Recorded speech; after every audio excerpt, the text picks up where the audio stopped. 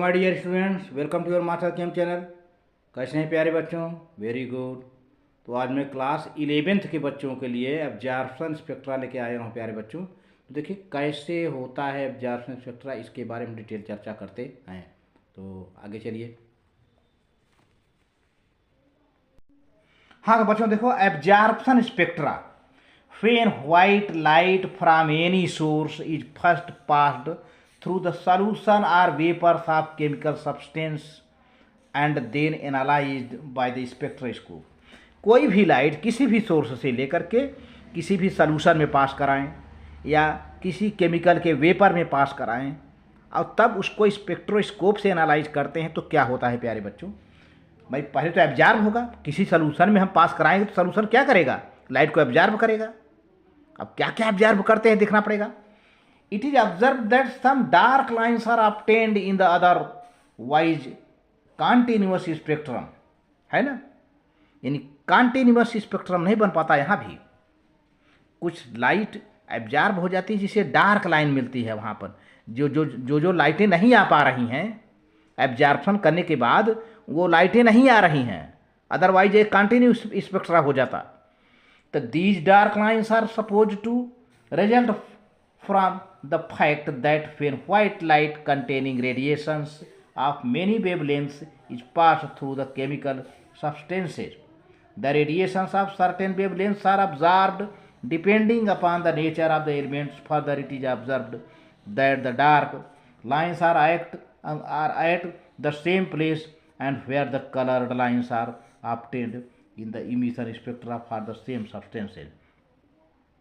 तो ये देखा गया है कि जो लाइट रेडिएशन, जिस रेडिएशन की लाइट एब्जॉर्ब कर गई है वहाँ पे डार्क स्पेस दिखता है। बाकी जो पास होके आ रही हैं वो कलर्ड दिखाई देती हैं। अरे भाई लाइट आ रही है, पहले सब्सटेंस में जाएगा केमिकल में, तो केमिकल कुछ लाइट को एब्जॉर्ब कर लेगा।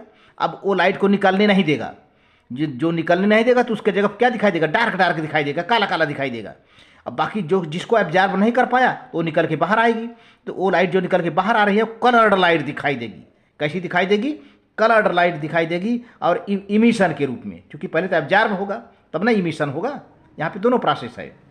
This shows that the wavelengths absorbed were same as were emitted in the emission spectra। The spectrum that is obtained is there called absorption spectrum।